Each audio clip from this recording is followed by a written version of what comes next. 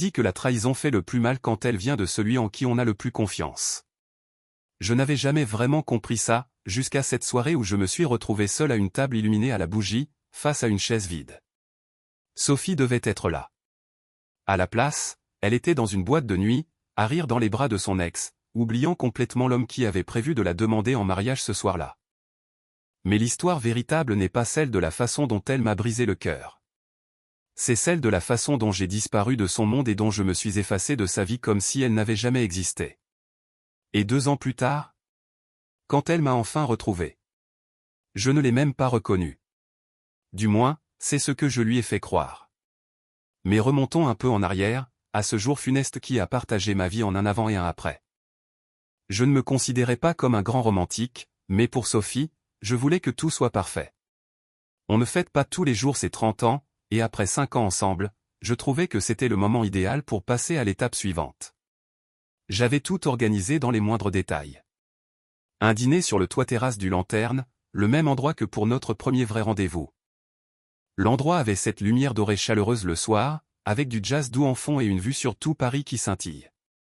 Sophie adorait ce genre d'ambiance, les petites lumières, l'atmosphère cosy. Ça la faisait se sentir spéciale. Je voulais qu'elle se sente spéciale. Depuis 3 mois, je préparais tout en secret pour que cette soirée soit parfaite. J'avais réservé la meilleure table des semaines à l'avance, celle tout au bord pour voir toute la ville s'étendre en dessous. J'avais même appelé le restaurant pour qu'il sorte une part de tarte au citron avec une bougie au bon moment, son dessert préféré. Mais le vrai cadeau? C'était le collier en or que j'avais fait faire pour elle.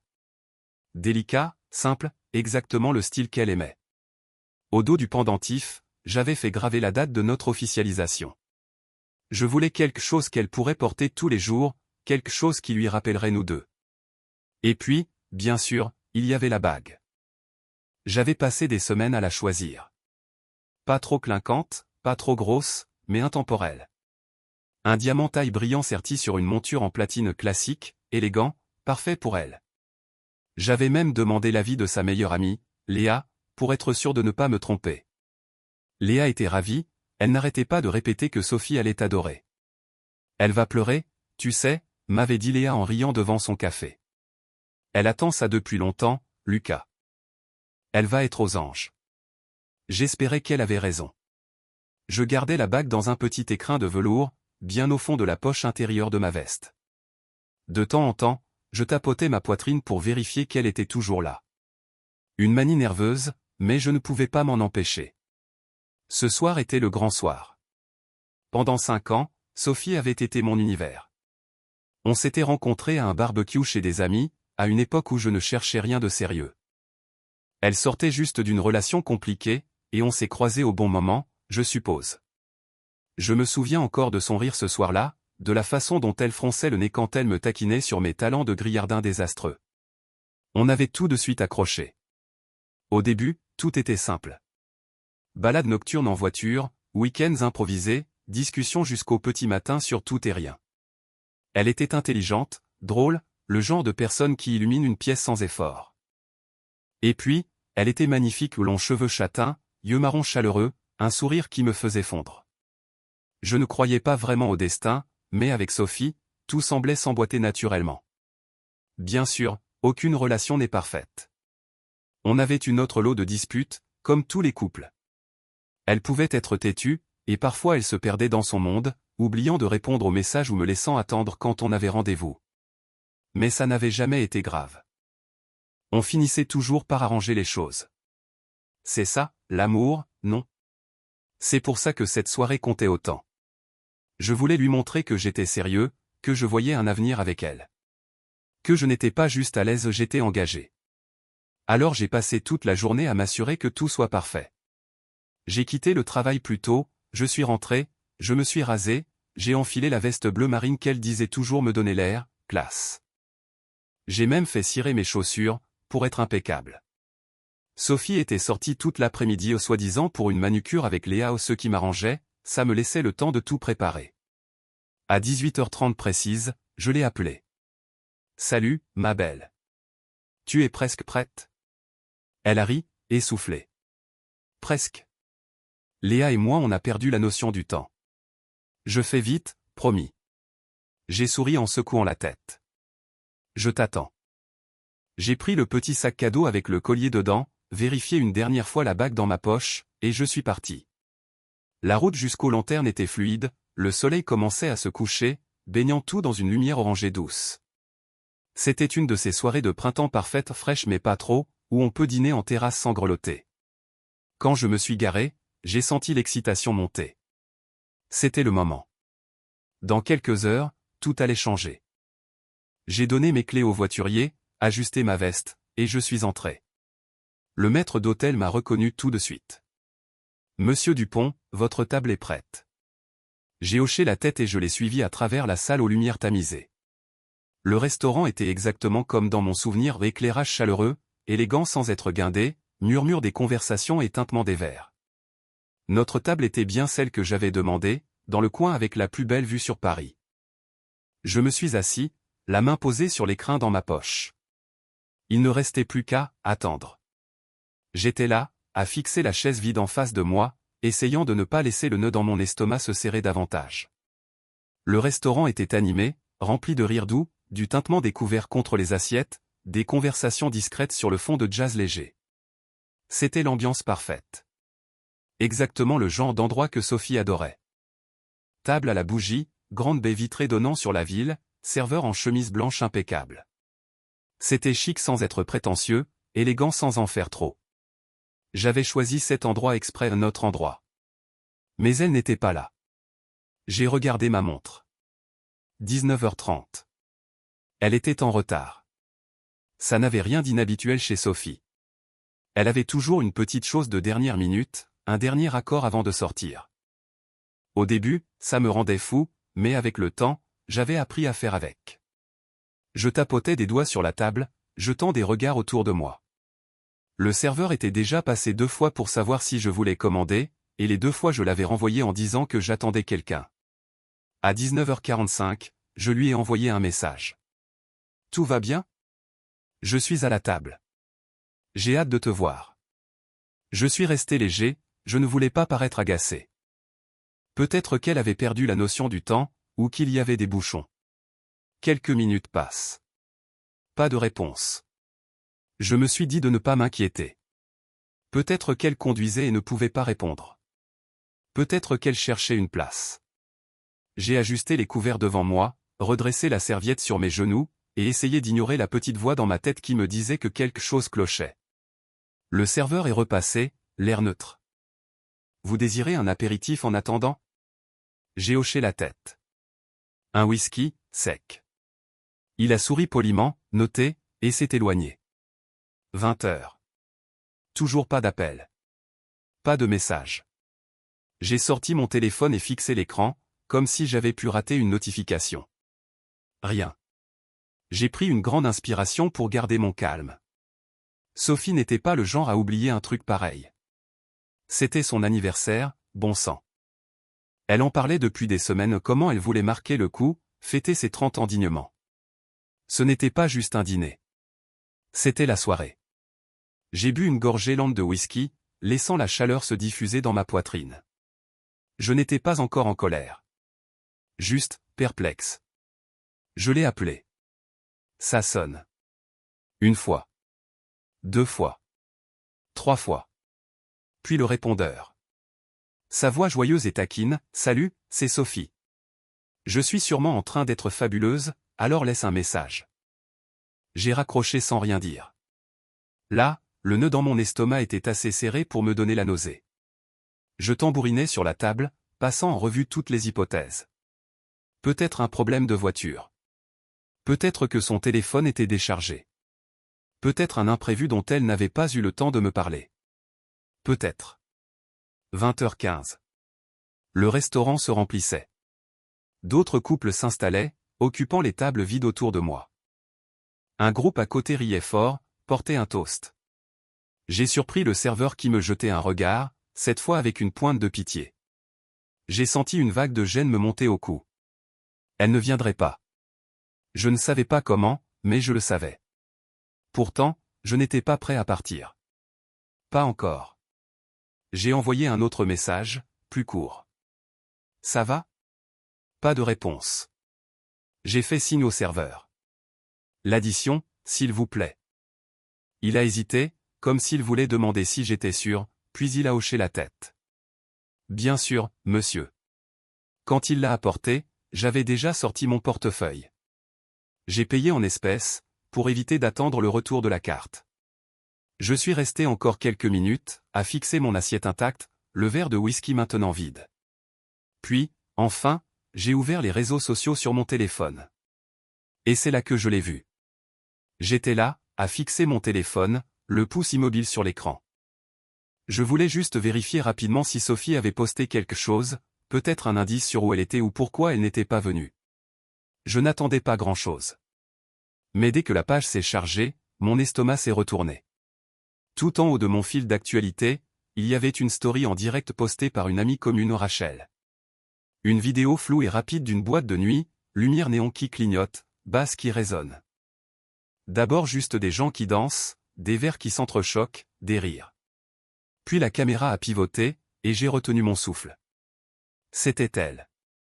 Sophie. En train de rire. De tournoyer sous les lumières stroboscopiques, un cocktail à la main. La tête rejetée en arrière, bouche grande ouverte dans un sourire insouciant. Elle rayonnait, comme si elle n'avait pas le moindre souci au monde. Et juste derrière elle, les mains sur sa taille, il y avait lui. Marc. Son ex. J'ai senti un poids froid et lourd s'installer dans ma poitrine. Il m'a fallu une seconde pour réaliser ce que je voyais. Pour y croire vraiment. Sophie en train de danser avec Marc comme si c'était la chose la plus naturelle du monde. Comme si elle n'avait pas posé un lapin à nos plans. Comme si elle ne m'avait pas laissé seul dans un restaurant avec une bague dans la poche. J'ai dégluti difficilement, serrant le téléphone plus fort. Ce n'était pas juste une vidéo au hasard. Ce n'était pas un malentendu. Elle n'avait pas oublié. Elle avait choisi ça. L'angle de la caméra a changé, me donnant une vue plus nette. Marc s'est penché, lui a murmuré quelque chose à l'oreille. Sophie a souri, s'est tournée vers lui, sa main effleurant légèrement son torse. Quelque chose en moi s'est tordu. Je n'avais jamais été jaloux. Jamais le genre possessif ou insécure. Mais là, c'était différent. C'était une trahison. Je regardais, engourdi, Sophie se déhancher sur la musique, les mains de Marc toujours posées sur ses hanches, guidant ses mouvements. Ce genre de contact trop familier, trop à l'aise. Et puis ça m'a frappé. La robe qu'elle portait. La noire avec le dos nu, celle dont elle m'avait parlé plus tôt dans la semaine, en hésitant à la mettre pour notre dîner. Donc elle avait prévu ça. J'ai expiré lentement, le cœur battant dans les tempes. Je voulais détourner les yeux. Éteindre le téléphone, effacer l'image de mon esprit. Mais je n'y arrivais pas. Au contraire, je continuais à regarder. La caméra de Rachel a capté le moment où Sophie s'est tournée, son visage bien visible. Elle avait l'air heureuse. Pas juste un peu éméchée ou prise dans l'instant. Non, c'était une joie insouciante. Légère. Comme si elle n'avait pas de petite amie. Comme si je n'existais pas. Ma mâchoire s'est crispée. Ce n'était pas une erreur. Elle ne s'était pas perdue dans le temps. Pas coincée dans les bouchons ou dans une urgence. Elle m'avait posé un lapin. Le jour de son anniversaire.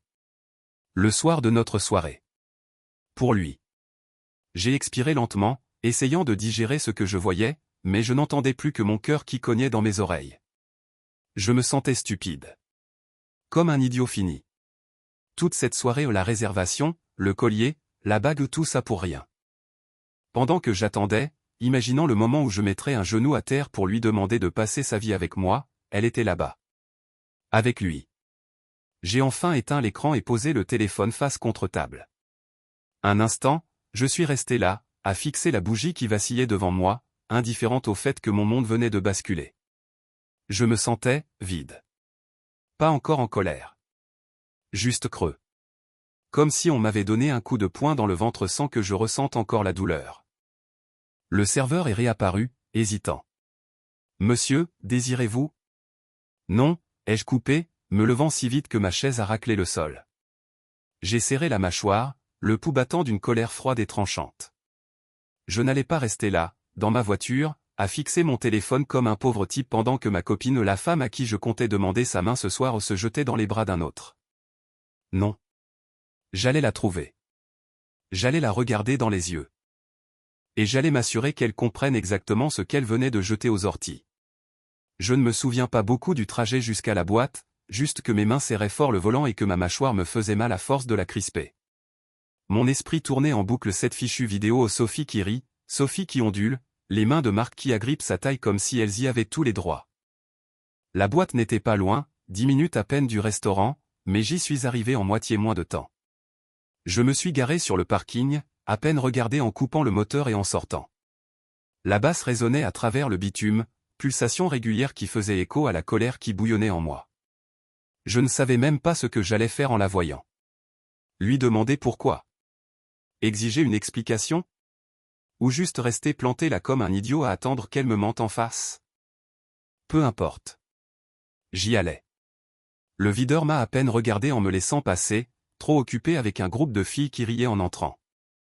À peine la porte franchie, la chaleur et le bruit m'ont assailli aux musiques qui cognent, corps serrés les uns contre les autres, lumière néon qui balait la salle. Ça sentait la sueur, l'alcool renversé et le parfum bon marché. J'ai balayé la foule du regard, l'estomac noué. Et puis je l'ai vue. Sophie était au milieu de la piste, toujours collée à Marc. Ses bras enroulés autour de son cou, les mains de Marc verrouillées sur sa taille. Elle souriait, complètement perdue dans l'instant, comme si rien d'autre n'existait au monde. Comme si je n'existais pas. Quelque chose en moi a craqué. J'ai traversé la foule, sans me soucier de bousculer les gens. Quelqu'un a grommelé en me maudissant, mais je n'ai presque pas entendu. Sophie m'a remarqué quand je n'étais plus qu'à quelques pas. Son rire s'est figé, son sourire a vacillé, et pendant une seconde j'ai vu quelque chose passer dans ses yeux. Du choc? De la culpabilité? De la peur? Marc s'est tourné aussi, son expression passant de la confusion à un air suffisant, comme s'il s'attendait à ce que je fasse un scandale. Comme si tout ça était un jeu. Je n'ai pas dit un mot. J'ai juste sorti mon téléphone, lancé la vidéo, et je l'ai tenue devant Sophie pour qu'elle voie. La story de Rachel défilait de Sophie qui rit, les mains de Marc sur elle, la façon dont elle se penche vers lui, si familière, si à l'aise. J'ai observé son visage pendant qu'elle regardait. Ses yeux se sont écarquillés. Ses lèvres se sont entr'ouvertes. Tout son corps s'est raidi. A-t-elle commencé, mais rien d'autre n'est sorti. Marc l'a lâché, reculant légèrement, comme s'il ne voulait soudain plus rien avoir à faire avec ceux qui allaient suivre. Sophie a dégluti, essayant encore. Lucas, ce n'est pas. Je n'ai rien dit. Je l'ai juste fixé. Elle s'est passé la langue sur les lèvres, changeant d'appui. Ça ne voulait rien dire. J'ai expiré lentement, contrôlé, le genre de respiration qu'on prend pour ne pas exploser. Ça ne voulait rien dire, ai-je répété, la voix calme, trop calme. Elle a hoché la tête vite, tendant la main vers mon bras. J'étais prise dans l'instant. C'était bête. Je ne réfléchissais pas. Je me suis reculé avant qu'elle me touche. Son visage s'est effondré. Lucas, s'il te plaît. Je n'ai pas. J'allais te demander en mariage ce soir. Les mots sont sortis plus bas que prévu, mais ils ont atterri comme une bombe. Sophie s'est figée. Marc s'est raidi. La musique continuait à pulser autour de nous, les gens riaient, parlaient, dansaient. Le monde tournait comme si de rien n'était. Mais pour Sophie? Toute la couleur a quitté son visage. Sa bouche s'est ouverte, mais aucun son n'en est sorti. J'ai hoché lentement la tête, comme pour me le confirmer à moi-même. Ouais, ai-je dit, glissant la main dans ma poche de veste, sentant une dernière fois la forme de l'écrin. J'avais la bague sur moi. Tout était prêt. Elle a pris une inspiration tremblante. Lucas, Mais j'en avais fini. Quelle que soit l'excuse qu'elle allait me servir, quelle que soit la tentative désespérée de réparer, je ne voulais pas l'entendre. Parce qu'il n'y avait plus rien à réparer. Je l'ai contourné, lui, Marc, tout ça. Et je suis sorti. Je ne suis pas rentré directement après être sorti de la boîte. Pendant un moment, j'ai juste roulé. Sans destination, sans vrai plan, juste une longue route et le ronronnement discret du moteur. Mes mains serraient le volant plus fort que nécessaire, mon esprit un chaos de pensées que je n'arrivais pas à démêler. La colère s'était éteinte en chemin. Il restait quelque chose de plus froid. De plus net. Je n'allais pas crier. Pas disputer. Pas attendre les excuses bancales que Sophie finirait par inventer quand elle daignerait m'affronter. J'en avais terminé. Quand je me suis garé devant chez moi, la décision était déjà ancrée au fond de moi. Pas de retour en arrière. Pas d'hésitation. J'allais l'effacer de ma vie. Je suis entré dans la maison en ma maison et pour la première fois, elle ne m'a plus semblé être la nôtre. Ça avait toujours été à moi. Je l'avais achetée avant de la connaître, je payais chaque échéance, je gérais chaque réparation, chaque travaux. Sophie avait emménagé 2 ans après le début de notre relation, mais elle n'avait jamais versé un centime. Elle n'était pas sur l'acte. Donc elle n'avait aucun droit dessus. J'ai verrouillé la porte derrière moi et expiré lentement, laissant le silence m'envelopper. Puis je suis allé droit dans la chambre et j'ai sorti une valise. J'ai emballé ses affaires vite, méthodiquement. Les vêtements d'abord, chaque robe, chaque pull, chaque jean qu'elle laissait traîner sur la chaise au lieu de les ranger. J'ai jeté ses chaussures dedans sans précaution, sans faire les paires. Puis la salle de bain. Sa brosse à cheveux, son maquillage, le shampoing hors de prix dont elle ne jurait que par lui. Je n'ai pas touché les photos. Celles encadrées de nos vacances, mariages, repas de famille, je les ai laissées sur les étagères. Qu'elle voit les trous là où sa vie avec moi avait été. J'ai pris une deuxième valise pour le reste, son ordinateur, les livres qu'elle ne rangeait jamais, les petits objets qu'elle avait disséminés dans la maison au fil des ans. Quand j'ai eu fini, la maison semblait déjà plus légère. J'ai fermé les valises, les ai portées sur le perron et les ai posées proprement près de la porte. Puis j'ai changé les serrures. J'ai travaillé vite, efficacement, remplaçant les verrous avec le jeu de rechange que j'avais acheté il y a des mois sans jamais l'utiliser. Ce n'était pas compliqué. 30 minutes tout au plus. Quand j'ai terminé, la maison était redevenue mienne. Plus moyen pour elle d'entrer. Plus moyen pour elle de réparer. Je suis resté un long moment sur le perron, à fixer les valises. Le poids dans ma poitrine n'était plus de la colère. Ni même de la tristesse. C'était du soulagement. Je suis rentré, verrouillé ma porte, et je suis allé me coucher. Je ne l'ai pas attendu. Je ne l'ai pas appelé. Je m'en fichais. Le soleil était à peine levé quand je suis allé à la quincaillerie acheter un panneau, à vendre. Je n'ai même pas réfléchi.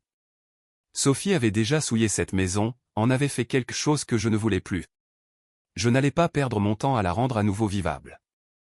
Je suis rentré, je suis allé sur la pelouse devant, et j'ai planté le panneau en pleine terre. Puis je suis entré, je me suis fait un café, et j'ai attendu. Elle est arrivée 2 heures plus tard. Je l'ai vue depuis la fenêtre du salon. Sa voiture a ralenti, freinant brutalement comme si elle avait écrasé la pédale. Un moment, elle est restée là, à fixer la maison, les mains crispées sur le volant. Puis, lentement, elle est sortie. Elle avait l'air épuisée. Cheveux en bataille, maquillage coulé, comme si elle n'avait pas lavé son visage de la veille. Elle portait toujours la même robe noire, celle de la boîte.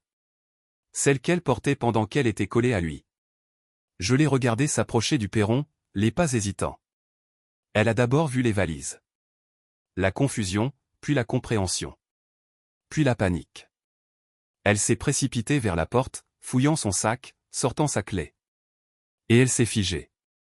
J'ai presque entendu son souffle se couper quand elle a vu les nouvelles serrures. Elle a quand même essayé la clé, l'enfonçant, tournant, tirant, réessayant. Rien. Ses épaules se sont tendues. Elle a frappé une fois, puis plus fort. Lucas? Sa voix tremblait légèrement, comme si elle savait déjà.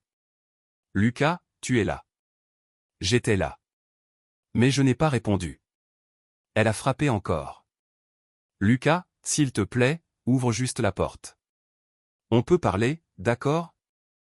J'ai bu une gorgée lente de café, la regardant depuis la fenêtre, parfaitement calme. Sophie a appuyé son front contre la porte, le souffle court. Puis, à ma totale incrédulité, elle a posé ses lèvres contre le bois. Comme si embrasser cette fichue porte allait la faire s'ouvrir. Comme si ça allait me faire ouvrir. Elle a laissé échapper un petit sanglot tremblant, reculant légèrement, posant la paume contre le chambranle. S'il te plaît, a-t-elle murmuré. Je suis désolé, d'accord? J'ai merdé. Laisse-moi juste entrer. S'il te plaît. J'ai fixé mon café, faisant tourner légèrement la tasse, regardant le liquide bouger. J'ai pensé à toutes les nuits où j'étais resté éveillé à l'attendre. À toutes les fois où j'avais mis mes besoins de côté juste pour la rendre heureuse. À toutes les années passées à l'aimer. Et maintenant? Elle n'était plus qu'une inconnue sur mon perron. Je suis resté là, à regarder en silence, jusqu'à ce qu'elle semble enfin comprendre. Il n'y avait rien à réparer. Elle a reculé, jeté un dernier regard autour, ses yeux s'arrêtant sur le panneau à vendre. Son visage s'est complètement effondré. Elle a pris une grande inspiration tremblante, s'essuyant les yeux. Puis elle a tourné les talons, pris les valises, et est repartie vers sa voiture. Je l'ai regardée partir. Et je n'ai rien ressenti du tout. J'ai laissé mon téléphone éteint les 2 jours suivants. Pas en mode silencieux. Pas en ne pas déranger. Éteint. Pas de vibration. Pas de notification. Pas d'appel manqué qui s'accumule et me tente de regarder. Je voulais le silence. Je n'avais pas besoin d'entendre les excuses de Sophie. Pas besoin d'écouter ses pleurs ou ses supplications ou ses tentatives de tout retourner à son avantage. Quelle que soit l'histoire qu'elle avait inventée, quel que soit le mensonge qu'elle était prête à me servir, je m'en fichais. Elle avait fait son choix. Maintenant elle allait vivre avec. Le 3e jour, la curiosité l'a emporté et je l'ai rallumé. Il a fallu 3 secondes pour que les notifications déferlent. Appel manqué, 27. Messages vocaux, 9. SMS, 42. La plupart de Sophie. Quelques-uns de Léa, sa meilleure amie. 2 ou 3 de Rachel, celle qui avait posté cette maudite vidéo. Je ne les ai pas lus. Pas écouté les messages. Pas même ouvert le journal d'appel. À la place, j'ai fait défiler jusqu'au contact, Sophie, maintenu appuyé 1 seconde, et bloqué. Léa? Bloqué. Rachel? Bloqué. Tous les numéros inconnus? Bloqués aussi. Puis, pour faire bonne mesure, j'ai éteint à nouveau le téléphone et je l'ai jeté sur le canapé. Qu'elle parle au répondeur. Qu'elle se demande où j'étais passé. 2 jours après l'avoir mise dehors, Sophie s'est pointée à mon bureau. Sauf que je n'y étais pas. Parce que j'avais démissionné. Le lendemain de l'avoir éjectée, j'étais allé au travail comme un matin normal. J'avais salué la réceptionniste, pris mon café habituel à la pause, et je m'étais assis à mon poste. Puis j'avais fixé longtemps l'écran de mon ordinateur, en pensant à combien je détestais ce boulot. J'y étais depuis 6 ans. 6 longues années de réunions matinales qui auraient pu être des mets, de politique de bureau, de sourires forcés à des clients que je n'aimais pas et de prétendre m'intéresser à des deadlines qui ne signifiaient rien pour moi. J'étais resté parce que c'était sûr. Stable. Raisonnable. J'avais construit ma vie sur ce qui était raisonnable. Sur ce qui était pratique. Et ça m'avait mené où? Assis seul à une table un soir qui était censé changer ma vie. J'ai regardé autour de mon bureau la pile bien rangée de rapports, le calendrier entreprise épinglé au mur, la photo encadrée de Sophie et moi d'un voyage de l'été d'il y a 2 ans. Puis j'ai pris le cadre, l'ai retourné, sorti la photo. Je l'ai regardée 1 seconde avant de la déchirer en 2 et de jeter les morceaux à la poubelle. À l'heure du déjeuner, j'étais dans le bureau de mon patron, lui tendant ma démission. « Lucas » a-t-il dit, sourcils levés. « Vous êtes un de nos meilleurs éléments. Qu'est-ce qui se passe ?» J'ai forcé un sourire poli. Juste lors d'un changement. Il a soupiré, se frottant la tempe. « Vous savez qu'il faut au moins 2 semaines de préavis. Sinon ?» Il a froncé les sourcils. C'est bien ce que je pensais. Quand Sophie a franchi les portes de l'entreprise, j'étais déjà parti depuis longtemps. La réceptionniste, une gentille dame plus âgée nommée Carole, lui a lancé un regard perplexe. « Lucas » a-t-elle répété. « Oh, ma petite. » Il a démissionné. Il a vidé son bureau et il est parti il y a 3 jours. Sophie est restée plantée là, abasourdie. Mais, il travaillait ici depuis des années. Carole a haussé les épaules. On dirait qu'il était prêt pour du neuf. Sophie a ouvert la bouche, comme si elle voulait protester, mais il n'y avait rien à dire. Je n'étais pas là. Je n'étais nulle part. Ce soir-là, elle a cherché en ligne. Elle a commencé par l'évident Facebook, Instagram, Twitter. Rien. Pas juste inactif. Effacé. Elle a tapé mon nom dans la barre de recherche, vérifié les vieux tags, passé en revue les amis communs. Mais j'avais déjà tout anticipé. La nuit où j'avais changé les serrures, j'avais passé en revue tous mes comptes sociaux. J'avais retiré tout ce lié à elle de mes amis. Bloqué Sophie. Bloqué ses amis. Bloqué quiconque pourrait lui transmettre des infos. Puis j'avais tout désactivé. Pas juste une pause. Pas juste une coupure temporaire. Je m'étais effacé d'Internet. Pour Sophie, c'était comme si je n'avais jamais existé. Pas de photos. Pas de publication. Aucune façon de me joindre. Je pouvais imaginer la frustration qui montait en elle. Les clics frénétiques. La panique grandissante. Je pouvais la voir, assise dans le noir, à faire défiler de vieux souvenirs, cherchant désespérément un moyen de me ramener dans son monde. Mais elle ne pouvait pas. Je lui avais glissé entre les doigts. Et elle n'allait jamais me retrouver. 2 ans ont passé. Je n'ai pas pris de nouvelles de Sophie. Pas vérifié auprès d'amis communs, pas scroller les réseaux pour glaner des infos. Pour moi, elle avait disparu le jour où j'avais fermé cette porte et regardé ses valises s'éloigner. Mais la vie a une drôle de façon de boucler la boucle. Je n'ai pas cherché la vérité sur ce qui lui était arrivé. C'est elle qui m'a trouvé. D'après ce que j'ai entendu ou parce que les gens parlent, peu importe à quel point on s'éloigne, les choses n'ont pas bien tourné pour elle après ma disparition. Au début, elle a fait comme si ça ne la touchait pas. Elle disait à ses amis, à tous ceux qui voulaient l'entendre, qu'elle était mieux sans moi. Que j'avais surréagi. Que j'étais trop sensible. Elle s'est jetée dans les soirées, l'alcool, les mauvais choix à la chaîne. Elle s'est entourée des mêmes gens que ceux de la boîte cette nuit-là, ou ceux qui ne pensent pas aux conséquences, qui vivent au jour le jour. Pendant un temps, elle a tenu le rôle. Mais la réalité finit toujours par vous rattraper. Elle a brûlé ses économies plus vite que prévu. Les brunchs chics, les week-ends improvisés, les achats impulsifs, tout ce qu'elle aimait quand elle avait une stabilité sont devenus un problème quand il n'y avait plus de revenus réguliers derrière. Elle avait toujours compté sur moi.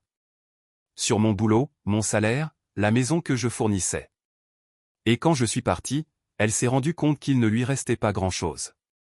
Elle a essayé de tenir son loyer un moment, dans le bel appartement qu'elle avait pris après que je l'ai mise dehors. Mais quand l'argent a commencé à manquer, les options aussi. Carte de crédit maxée. Ses amis, ou du moins ceux qui répondaient encore, se sont lassés de lui avancer les verres, les trajets, les services. Et puis, bien sûr, Marc est parti. Parce qu'évidemment. Peut-être qu'elle pensait qu'il resterait. Qu'après toutes ces années, il deviendrait enfin l'homme qu'elle voulait. Mais c'était ça le problème avec Marc. Il avait été son passé. J'avais été son avenir. Et maintenant ? Elle n'avait ni l'un ni l'autre. Après le départ de Marc, ça a empiré. Elle a essayé de retrouver un poste confortable en bureau, quelque chose de facile, où on reste assis au frais à envoyer des mails toute la journée. Mais sans CV solide, sans quelqu'un pour la recommander, où les portes se sont fermées vite. Alors elle a pris ce qu'elle pouvait. Ce qui, au final, n'était pas grand-chose. Elle a fini par louer un petit studio dans un quartier qu'elle n'aurait jamais considéré avant. Le genre d'endroit où les murs sont fins, où les tuyaux grincent quand on ouvre le robinet trop fort, où le chauffage marche à peine l'hiver. Et elle a trouvé un boulot. Pas dans le marketing. Pas dans un bureau. Mais en cuisine. Plongeuse. Les mêmes mains qui feuilletaient autrefois les catalogues de spa hors de prix, les mêmes doigts qui portaient des bagues de créateurs et tapaient sur des verres de vin cher, passaient maintenant des heures immergées dans l'eau sale et grasse. Elle récurait les assiettes. Empilait les plateaux. Sortait les sacs poubelles dans l'allée derrière le restaurant. Et plus personne ne la disait spéciale. Plus personne ne lui disait à quel point elle était charmante. Elle n'était plus qu'un nom sur le planning, une employée qui tire le diable par la queue, qui essaie de payer le loyer, qui se demande ce qui a bien pu merder. De temps en temps, au début, elle a essayé de me chercher. Elle posait des questions, essayait de faire parler les amis communs où j'étais, ce que je devenais, si j'avais tourné la page. Mais il n'y avait rien à trouver. Je m'en étais assuré. J'avais quitté la ville un moment après avoir démissionné, fait mes valises et déménagé dans une autre région, recommencé à zéro. J'avais pris le temps de me retrouver, de construire une nouvelle vie, sans aucun lien avec elle. Et quand je suis revenu à Paris, j'étais un fantôme. Nouvel appartement. Nouveau boulot. Nouvelles habitudes. Sophie aurait pu me croiser dans la rue sans même me reconnaître. Elle n'avait aucun moyen de me joindre. Aucun moyen de réparer ce qu'elle avait brisé. Et c'était exactement ce que je voulais. Mais un jour, il y a eu une rencontre inattendue. C'était une autre longue soirée pour Sophie. Son dos lui faisait mal, ses mains étaient à vif après des heures dans l'eau brûlante de vaisselle, et son t-shirt collait désagréablement à sa peau à cause de la chaleur de la cuisine. L'air puait la friteuse, les oignons et la bière éventaient ou une odeur si familière qu'elle ne la remarquait presque plus. Elle a jeté un œil à l'horloge. Encore 1 heure avant de pouvoir partir. La plupart des soirs, elle gardait la tête baissée et avançait, comptant les minutes jusqu'à pouvoir rentrer, s'effondrer sur le matelas bancal de son petit studio et recommencer le lendemain. Mais ce soir-là, quelque chose était différent. Il y avait une effervescence dans l'air. Une excitation qu'on ne sentait pas d'habitude ici. Ça a commencé quand une des serveuses Mia, une gamine à peine sortie du lycée est entrée en cuisine en trombe, presque en sautillant. « Oh mon Dieu !» a-t-elle chuchoté à un collègue, les yeux brillants. Ça y est. Sophie n'y a pas prêté attention au début. Les ragots du resto, ce n'était pas son problème. Mais une autre serveuse est arrivée, tout sourire. « C'est trop romantique », a-t-elle soupiré. « J'aimerais qu'on me fasse ça à moi. » Sophie a froncé les sourcils, posant l'assiette qu'elle récurait. « Qu'est-ce qui se passe ?» a-t-elle demandé en s'essuyant les mains sur un torchon. Mia s'est tournée vers elle, écarquillant les yeux. Un mec est en train de demander sa copine en mariage. Là, en salle. Sophie a senti son estomac se retourner. Une demande en mariage. Une seconde, elle n'a plus bougé. Puis, presque sans réfléchir, elle a posé le torchon et est sortie de la cuisine. Elle ne savait pas pourquoi. Peut-être la curiosité. Peut-être autre chose, quelque chose de plus profond qu'elle n'était pas prête à nommer. Elle est passée dans le couloir menant à la salle, s'arrêtant juste avant le rideau. Elle a jeté un œil discret par-dessus. Un jeune couple était au centre de la salle, près d'une table aux chandelles. L'homme grand, brun, nerveux mais souriant était à genoux, tenant un petit écrin de velours ouvert. La femme a poussé un cri étouffé, portant les mains à sa bouche. Tout le restaurant s'était tu, tous les regards braqués sur eux. Le gars a dit quelque chose de doux, destiné à elle seule. Puis, après un silence, la femme a hoché la tête. Oui, a-t-elle soufflé. La salle a explosé en applaudissements. Les serveurs tapaient dans leurs mains, les clients acclamaient, quelqu'un au fond a sifflé.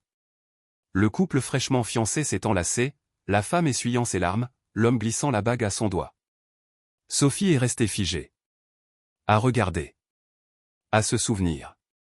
Le restaurant. Les bougies. L'écrin de velours. C'était trop proche. Trop familier. Ça aurait dû être son moment. Son histoire.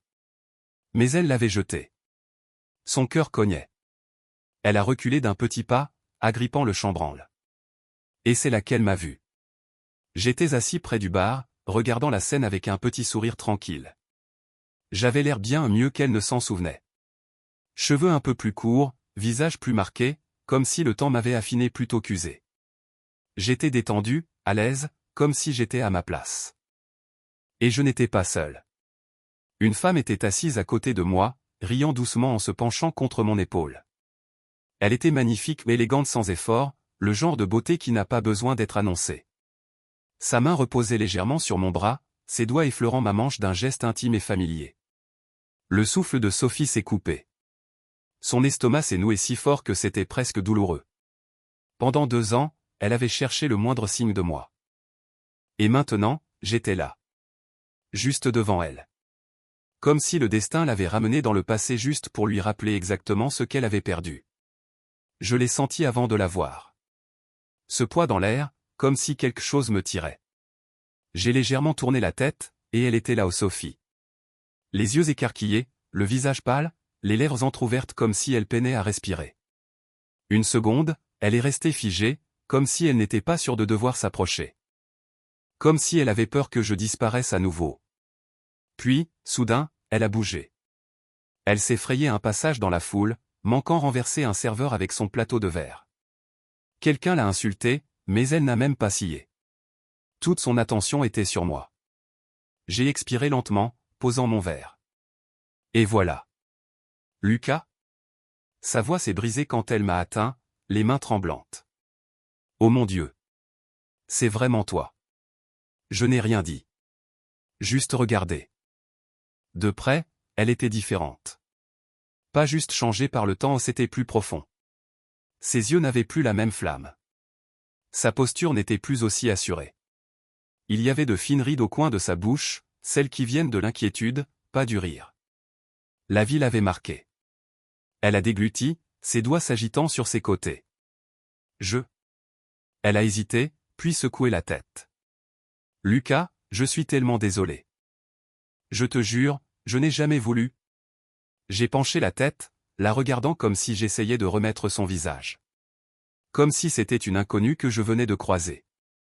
Ce qui, d'une certaine façon, était le cas.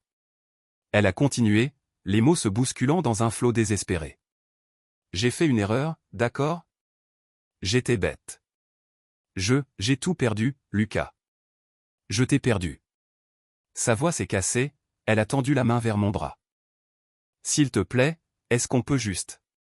Je me suis reculé avant qu'elle me touche. Elle a tressailli comme si je l'avais giflée. Et puis j'ai haussé les épaules. Mademoiselle, vous êtes qui? Ai-je demandé, la voix calme, posée. Je ne vous connais pas. Son souffle s'est bloqué. Et puis, juste pour être sûr qu'elle ressente chaque gramme de regret, j'ai ajouté. Et si je vous connaissais? J'ai laissé échapper un souffle presque amusé. Vous me dégoûteriez. Sophie a reculé d'un pas, comme si je l'avais frappée en plein ventre. Ses lèvres tremblaient. Ses mains se sont serrées en poing, comme si elle voulait lutter contre ce que je venais de dire. Mais il n'y avait plus rien à défendre. J'ai laissé le silence planer entre nous juste assez longtemps pour qu'elle comprenne. Puis, sans un mot de plus, je lui ai tourné le dos. Et je suis parti. Rideau. Partagez vos réflexions dans les commentaires, quel a été le moment le plus satisfaisant dans la vengeance du héros? Le changement des serrures, la disparition totale ou le renoncement à la vengeance à la fin? Si vous avez aimé cette histoire, abonnez-vous à la chaîne et likez-la.